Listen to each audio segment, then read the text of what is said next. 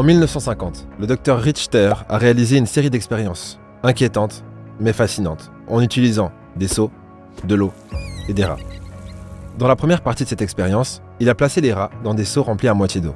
Et malgré le fait que les rats soient de bons nageurs, ils se sont tous noyés après environ 15 minutes. Attention, la deuxième partie de cette expérience est particulièrement sadique. Dans la seconde partie de cette expérience, le docteur Richter a répété le même processus.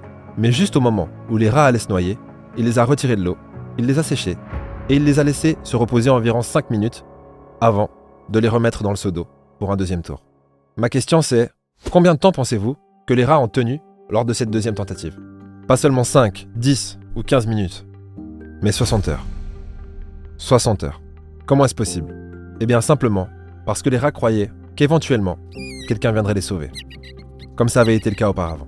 Le pouvoir de la croyance a augmenté leur endurance de 23 900%. Ce qui veut dire que les rats qui se noyaient après environ 15 minutes n'étaient en réalité qu'à 0,42% de leur réel potentiel. Le fait de croire que la situation va s'améliorer, que le résultat souhaité va être atteint, augmentera de façon extraordinaire votre capacité à endurer et à tenir bon. Mais si vous pensez que vous êtes foutu, vous êtes foutu. Quand des gens me demandent « Sonny, en quoi est-ce que tu crois ?» En vrai, je réponds toujours des blagues et des trucs à côté. Mais si je répondais sérieusement, ma réponse serait « Je crois en le pouvoir de la croyance. » J'ai la foi dans le fait d'avoir la foi. Je crois que si je crois sincèrement quelque chose, cette chose sera vraie pour moi. Est-ce que ça veut dire pour autant que je vis dans un délire ? Absolument pas. Je vous propose d'écouter ce que Émile Coué a à dire à ce sujet. Toute idée que nous avons dans l'esprit devient une réalité dans le domaine de la possibilité. Si par exemple nous avons une jambe coupée et que nous nous imaginions que cette jambe va repousser, naturellement elle ne repoussera pas, parce que cela est impossible. Mais si nous éprouvons une douleur dans une partie quelconque de notre individu, si nous avons des organes qui ne fonctionnent pas normalement, si nous avons des idées tristes et que nous nous imaginions que la douleur va disparaître, que les organes malades vont fonctionner de mieux en mieux, que les idées tristes vont s'évanouir pour faire place à des idées gaies, cela se produira, parce que cela est possible. L'élément clé dans ce que vous venez d'entendre, c'est dans le domaine de la possibilité. Par exemple, je sais et vous savez pertinemment que d'une graine de mangue ne poussera jamais un pommier. Malgré tout, nous devons constamment nous rappeler d'une chose, c'est que nous ne connaissons pas les limites du domaine de la possibilité. Pendant environ 70 ans, tout le monde pensait qu'il était impossible pour un homme de courir 1600 mètres en moins de 4 minutes.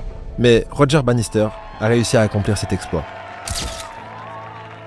Ce qui est impressionnant dans cette histoire, ce n'est pas que ce record ait enfin été atteint, mais c'est que dans les 2 années qui ont suivi, 37 autres athlètes ont également réussi à dépasser cette limite qui a été considérée comme infranchissable pendant environ 70 ans. Quelque part avec ce nouveau record, Roger Bannister a libéré ses athlètes de cette hypnose, de cette croyance erronée que courir 1600 mètres en moins de 4 minutes était impossible. Vous pensez peut-être que certaines choses sont impossibles pour vous. Et c'est justement cette pensée qui rend ces choses impossibles. Comme l'a dit Napoleon Hill, ce que l'esprit de l'homme peut concevoir et croire, il peut le réaliser. Par exemple, si vous êtes malade et que vous désirez guérir, alors si cette guérison est dans le domaine de la possibilité et que vous changez votre façon de penser, autrement dit, vos croyances, alors vous guérirez. Bien sûr, de nouvelles actions seront probablement aussi nécessaires dans certains cas, mais ces actions découleront naturellement de vos nouvelles croyances. Si votre guérison n'est pas dans le domaine de la possibilité, votre état de santé s'améliorera autant que possible. Et pour répondre à la question comment changer ses croyances, si on reste dans la thématique de la guérison, pour moi, l'une des premières choses à faire, je vais répondre en gros, c'est d'arrêter de considérer la maladie comme une chose en soi. La maladie, comme l'obscurité, n'est que l'absence de lumière, et donc l'absence de santé. Une chose qui m'a permis de me libérer de douleurs chroniques que j'avais à l'époque, c'était de me dire, de me persuader que ça irait mieux de toute façon, et de faire un pacte avec moi-même. Le pacte était le suivant. C'était que j'allais plus pouvoir utiliser mes symptômes et mes douleurs comme prétexte pour être écouté, compris, aimé ou je ne sais quoi encore. En gros, je me suis totalement interdit d'utiliser mes problèmes de santé comme prétexte pour obtenir de l'attention. Et étonnamment, très peu de temps après avoir pris cette décision, ma situation a commencé à s'améliorer. Cette histoire surprenante que je vais vous raconter va vous permettre de découvrir quelle est la source véritable de toute guérison et de tout changement dans la vie d'une personne. Il était une fois, au Moyen-Âge, dans un monastère, 2 moines qui gardaient précieusement les ossements d'un saint qui apparemment pouvait guérir les gens que par le toucher. Tous les jours, une foule de personnes en quête de guérison venaient de partout pour toucher ces fameuses reliques. Mais juste avant l'un de ces rassemblements, un voleur sans scrupules a réussi à dérober ces ossements sacrés.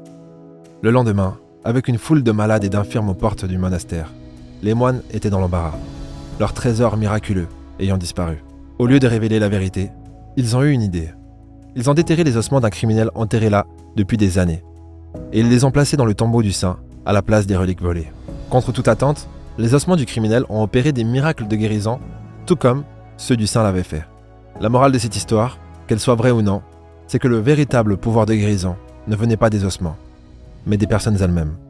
Il existe des études de cas dans la littérature médicale de personnes à qui l'on a dit par exemple qu'elles allaient mourir dans 3 mois suite à un diagnostic de cancer. Et ensuite, elles décèdent presque exactement 3 mois plus tard. Et lors de l'autopsie, il s'avère que ces personnes n'avaient pas de cancer.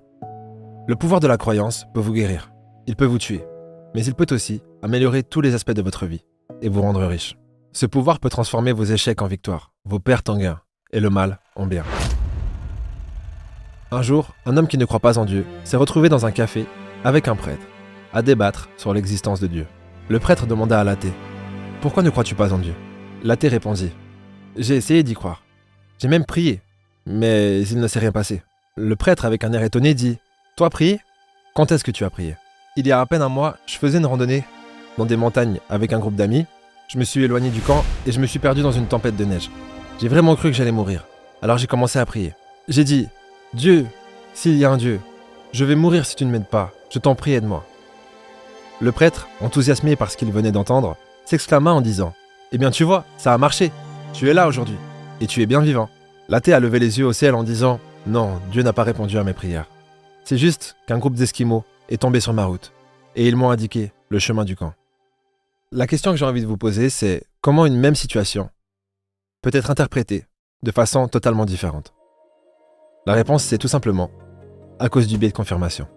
Le biais de confirmation, c'est simplement la tendance à chercher, interpréter et à retenir des informations qui confirment nos croyances. Ce biais peut limiter votre capacité à être objectif et à prendre en considération des faits indéniables et donc vous maintenir dans une illusion. Mais il peut aussi vous aider à transformer votre vie. Ni le prêtre, ni l'athée, ni vous et moi avons la capacité de voir la réalité et les faits pour ce qu'ils sont réellement.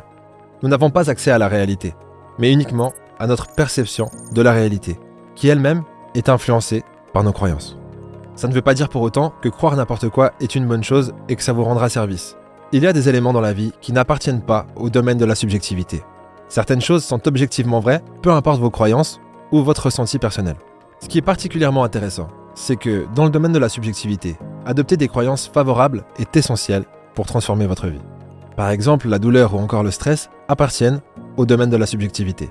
Il est prouvé que si des gens regardent par exemple une vidéo TikTok sur toutes les façons dont le stress peut nuire à la santé, eh bien, le stress dans ce cas-là impactera négativement leur santé. Alors que si un groupe séparé regarde une vidéo sur toutes les façons dont le stress peut améliorer leur performance et leur capacité à se concentrer, alors c'est ce qui se passera pour le groupe qui a regardé cette vidéo. En gros, nous sommes le produit de nos pensées. Et nos croyances sont responsables de nos actions. Nos actions sont responsables de nos résultats. Et donc, de la chance ou du manque de chance dans notre vie. Je vais vous donner 3 croyances qui vont transformer le doute en foi, la difficulté en aisance et les idées de manque en abondance. Ces 3 croyances ont littéralement le pouvoir de changer votre vie. Vous allez devoir répéter ces croyances aussi souvent que possible pour que votre subconscient les accepte comme vraies. Quand ça sera fait, le biais de confirmation vous prouvera que ces croyances sont bel et bien vraies, et donc elles le seront. La première croyance, c'est que tout contribue au bien. Si vous avez perdu quelque chose ou quelqu'un qui vous était cher, c'est parce que quelque chose de meilleur vous attend. Ou encore si une catastrophe s'est produite. Rappelez-vous que c'est pour une bonne raison et que vous vous en rendrez compte quand le moment sera venu. Cette philosophie s'est avérée vraie pour moi toute ma vie. Et avec le recul, à chaque fois que quelque chose que je jugeais dramatique m'est arrivé, même si je ne comprenais pas sur le moment, avec le recul, eh bien c'était la meilleure chose qui puisse m'arriver. Par contre, ne cherchez pas à contredire ou contre-vérifier cette croyance, car vous convaincre de l'inverse ne vous sera d'aucun bénéfice. La deuxième croyance, c'est que c'est facile. Quoi que vous fassiez, dites-vous toujours que c'est facile, que vous en êtes capable. Lorsque vous faites face à une difficulté ou à un contretemps, refusez d'affirmer que les choses vont être compliquées. Car si vous le faites, croyez-moi, elles le seront. Répétez-vous toujours que c'est facile, que si vous avez été amené à faire une chose, c'est que vous en êtes capable. Faites un peu comme Ronnie Coleman qui criait « lightweight », ce qui veut dire poids léger avant de soulever une demi-tonne. La troisième croyance, c'est que vous ne manquerez jamais de rien. Tout ce dont vous avez besoin vous sera fourni au moment opportun. Vivez dans la conviction que l'univers est une source inépuisable de ressources. Quand vous faites face à une sensation de manque, rappelez-vous que c'est temporaire et que plus d'abondance vous attend. Ne vous laissez pas aller à la peur de ne pas avoir assez, car cette peur nourrira des idées de manque. Et personne n'est jamais devenu riche en se concentrant sur la pauvreté. Vous vous demandez peut-être comment me forcer à croire quelque chose si mon expérience de vie m'a poussé à croire l'opposé. Comment choisir activement mes nouvelles croyances? Tout simplement grâce au biais de la familiarité. Le biais de la familiarité fait qu'une personne aura tendance à préférer des idées et des croyances qui lui sont familières plutôt que de nouvelles croyances. Si on se base sur cette idée, la seule chose que vous avez à faire, c'est répéter vos nouvelles croyances aussi souvent que possible. Par contre, saviez-vous que penser ne veut pas seulement dire entendre une voix dans sa tête? La pensée peut être visuelle, auditive, kinesthésique, gustative et olfactive. Si vous voulez quelque chose dans la vie, la première étape est de définir quelle est cette chose concrètement. La deuxième étape est de croire que vous pouvez l'avoir. Et comment se faire croire quelque chose sur commande? La répétition. C'est pas pour rien que je le répète. Maintenant, pour la personne qui veut devenir riche, répéter « je suis riche » en boucle comme un disque rayé ne suffira pas. Imaginez-vous avoir atteint ou être en train d'atteindre un de vos objectifs. Vivez cette scène dans votre esprit comme si c'était réel. Ensuite, revisitez cette visualisation en y ajoutant autant de détails et aussi souvent que possible, jusqu'à ce qu'elle soit indistinguable d'un réel souvenir que vous avez du passé.